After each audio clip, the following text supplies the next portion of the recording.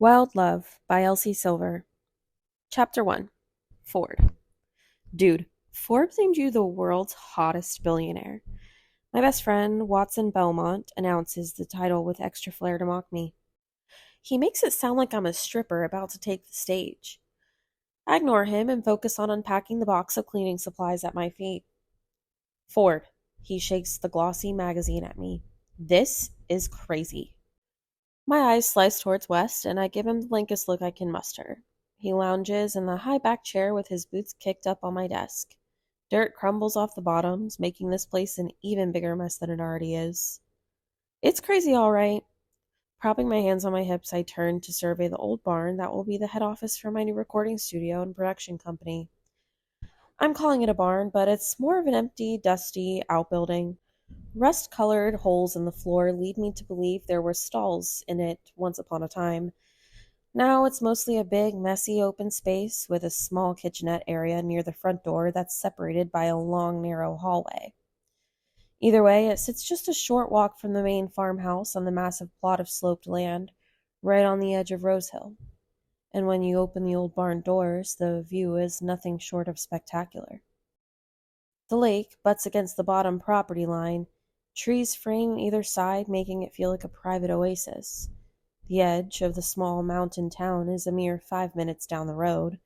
Beyond that, it's all jagged mountains that stretch back into miles upon miles of pristine Canadian wilderness. The spot is beautiful, but everything on the property has fallen into disrepair. It all has so much potential, though. I can see it clear as day. Guest houses for the artists, antique furniture, spotty Wi-Fi, no paparazzi. Rose Hill Records, named after the town I've come to love. I've produced one successful album, and now I've got the itch. I want to do it again, and lucky for me, an influx of artists want to turn too. I'm excited to be creative every day, listen to music every day, make songs come to life every day, especially here. Rose Hill is the perfect place to make home and start the business I've always wanted. A personal haven where I don't have to wear a stuffy suit or report to shareholders who don't care about anything but the bottom line or get hounded by the press about being the world's hottest billionaire, like it's some sort of crowning achievement. It says here you declined to comment. If they named West the world's hottest billionaire, he'd milk the hell out of it. Me? I decline to comment and take off to a small town where I can start a brand new business venture by myself. I hate the attention. Actually, I gave them one comment before saying I officially refused to comment. Wes snorts. Oh, this ought to be good. My cheek twitches. He knows. He knows me better than most anyone. I told them I'm barely a billionaire and just happen to be more attractive than the 2,500 other people on the list. They want to write an article about the least interesting aspect of my life. So, no comment, because this accomplishment doesn't deserve one. Conventionally handsome. Rich guy says no fucking thank you. So weird they didn't want to publish that charming one-liner from you, Ford. A real head scratcher. I shrug and ignore the jab. Talking about money makes me uncomfortable. I've had an abundance of it my entire life and have now spent an awful lot of time around people who make my childhood look meager. I have never found it to be an especially impressive trait about any one person I've met. In fact, it's kind of the opposite. When you have a lot of money, people act differently around you, and if you let yourself get too obsessed with your own money, you can turn into a real piece of shit. Why would anyone want to read an article about how rich some guy is? I've also never flourished in the spotlight. The attention makes me snappy and sarcastic, and what I've been told is rude or out of touch with social cues. Though I'm not sure I take it that far. I call it direct and say other people get offended too easily. Unlike West, I don't come off as likable. I'm aware of the perception, but I'm not particularly bothered about changing it. Anyone who knows me knows better, and I'm not losing sleep over the opinions of those who don't. I bend down to scoop up the handheld duster and make my way across the room. My lace-up boots thud on the scuffed hardwood floor as I trudge over to the vintage cast-iron stove in the corner. Cobwebs and partially burnt flogs fill the space beneath it, and I wonder how long they've been there. Who put them there? What story they might tell? If they weren't such an eyesore, I'd leave them. To be frank, I feel a bit like a yuppie intruder barging in and making everything all shiny and new. I could pay a person to do this grunt work, but hiring someone I can trust feels like a mountain too steep to climb. Plus, there's a certain allure to building something with my own hands. Yeah, I've got the money, but I don't need to spend the money when I'm perfectly capable, when I've got the ambition and the dedication. Hard work. That's how I ended up owning one of the busiest bars and premier live music venues in Calgary.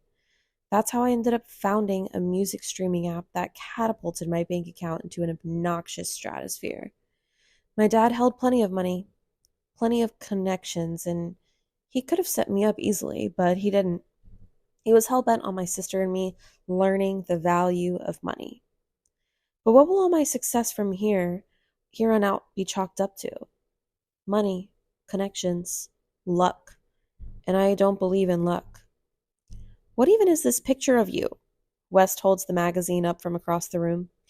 You look like you're hiding behind the popped collar of your jacket. I was. Why? Bless him. His furrowed brow and tilted head betray his genuine confusion. To someone like him, it makes no sense why I wouldn't bask in the notice. His larger-than-life, fun, big fucking showboat. And I love all of that about him. West also has a good heart and is trustworthy as all get out. He's genuine in a world full of so many people who aren't. He found me reading by the lake as a kid and started talking to me like he knew me. Hasn't stopped since then, unlikely of friends as we might be. There's something about us that just stuck. For 20 years, we've stuck. Because I didn't want my picture taken. Don't like it. Why? Do you need me to tell you how handsome you are? I scoff. Because I was walking down the street to meet my sister for coffee, not a photo shoot. He chuckles. I mean, would it have killed you to smile? Yes, I stare at the fireplace, duster in my hand, trying to figure out how the hell I'm going to do everything on my list. You're going to need a shovel for that oven, not a duster. Thank you, West. I'm so glad you're nearby to lend your opinion. He lets out an exaggerated sigh. It's going to be like the old days, just you and me getting into trouble. I watched. I remember Rosi tagging along, just fucking shit talking you the entire time. God, nothing made me prouder of her. My body stills at the mention of his sister, Rosalie. I haven't laid eyes on her in a decade, but my shoulders get tense all the same. I turn to face West. Doesn't she have her master's in some fancy job in Vancouver now? I already know she does. I look her up from time to time, just to make sure she's happy, of course. West mentions her when we talk, but never in detail. It's all generalities, surface level updates, but then why would he tell me, his best friend, anything more in depth about his baby sister, who took off to live in the city? It's better I don't ask. He waves a hand, like Rosie slinging jabs as a teenager is the most impressive feat to him. Those were the best summers. I was always such a sad fucking panda when you went back to the city for school. I hated it too. Back to the city, back to school with kids who, unlike West, treated me like I was different from them. Back to the pressure of being the son of one of the world's most recognizable guitarists. Rose Hill was my favorite escape as a child, and it would seem nothing has changed for me as a 32-year-old man. It's like time stands still here. No one here treats you like you're rich or famous or even particularly special. Everyone just goes about their business. That fresh mountain air must give everyone the perspective that city people seem to lack. But my attachment to this area is more than just that. I'm drawn back to this place on a much deeper level, to the memories it holds. Well, this year, you won't have to cry about it, West. You're officially stuck with me. I toss the duster back into the box, coming to terms with the fact that I might need to hire someone to help get this place up and running if I want to record here anytime soon. The main house is now livable, fully updated it myself over the winter, but this building is so much worse. Fuck yeah, I'm gonna get you on my bowling team. No, absolutely not. You told me it's dad's night out and I am not a dad. I kicked my toe at what I thought was a dead bug, but am now certain it's mouse droppings. Except maybe to an entire herd of mice. I don't think mice roam in herds. Whatever they are, I don't think they qualify me as dad. That's fine. It's really just Sebastian and me, assuming he's in town, and we've got you. You haven't got me. And then we've got Crazy Clyde. Who's Crazy Clyde? I don't think you can just roll around calling people crazy anymore. He's the dude who lives on the other side of the mountain. Pretty much a hermit because he believes in every conspiracy theory known to man. His stories are my favorite. And he'll introduce himself as Crazy Clyde, so I'll let you be the one to correct him. I blink at my friend. This sounds like my nightmare. I am not fucking bowling with you, West. He scoffs and dismisses my words with a hand flick. You say that now, but you always said no to my shenanigans as a kid, too.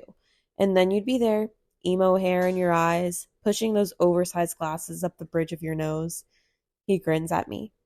Perfect white teeth, flashing bright next to his rough stubble.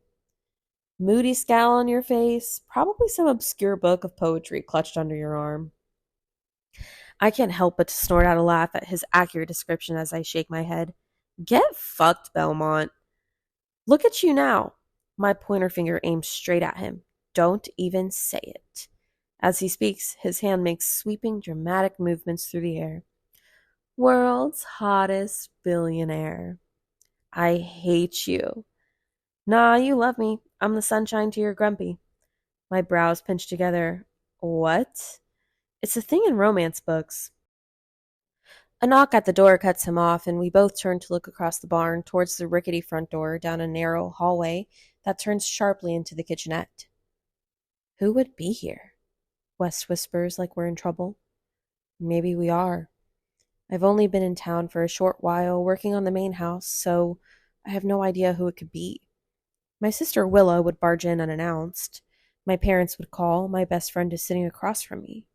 Truth is, I have no one else in my life who cares about me enough to drive all this way. I keep my circle tight and trust a few. The allure of Rose Hill is that the paparazzi don't want to spend all day driving to maybe get a shot. I don't know, I shrug, and West's eyes go wide as an owl as he shrugs back. Another knock. I can hear you whispering in there.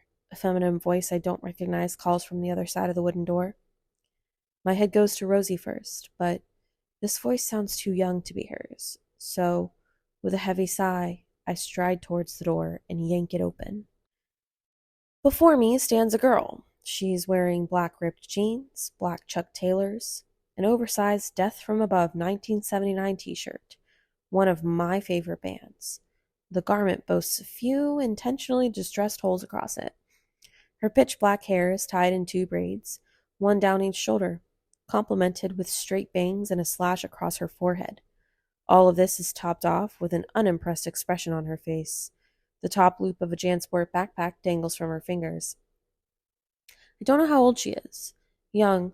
Looks like that awkward, confusing age just before you become a teenager, based on her sullen stare and sizable zit on her chin. She crosses her arms and drags her gaze from my face down to my feet before making her way back up. Who are you? I don't mean to sound like a dick when I say it. After all, she's just a kid. Her lips flatten and she blinks once, slowly. Your daughter, dickhead. Now it's my turn to blink slowly. I hear West's chair roll across the hardwood and his heavy steps as he approaches. Pardon me? I say. I heard the words, but my brain is not processing their meaning. You're my dad, she says and rolls her eyes. Biologically speaking. But there's no way. There's absolutely no way. The mere statement puts me on the defensive. It's laughable. One stupid Forbes article about my bank account and the cockroaches crawl out. I know the story all too well. I almost feel bad for the girl. She's too young to pull this off on her own. Someone must have put her up to it. Listen, whatever your name is, I'm not sure what you're after from me, but I can take a guess, and you're barking up the wrong tree. My name is Cora Holland. Your name is Ford Grant Jr., and you're my biological dad. Oof, leave the junior off, West murmurs from behind me. He hates that. I don't spare my friend a glance. Instead, I stare down at the snarky little kid, spouting total bullshit to my face. She's got a lot of nerve, I'll give her that. That's impossible. I never fucked Morticia Adams. Her head tilts and her eyes roll again. She barely reacts. Really original, Nepo baby. She rifles through her backpack. Black. Of course. With a flourish, she pulls out a sheet of paper emblazoned with a logo I recognize. The company I submitted DNA to so I could complete a family tree. As a gift for my mom. What about a paper Dixie cup? She continues. A petri dish, a sterile tube. You fuck any of those for a few bucks at any point in your life? I feel every drop of blood sink down to my feet as my stomach turns and my head spins. Because yes, in fact, I did.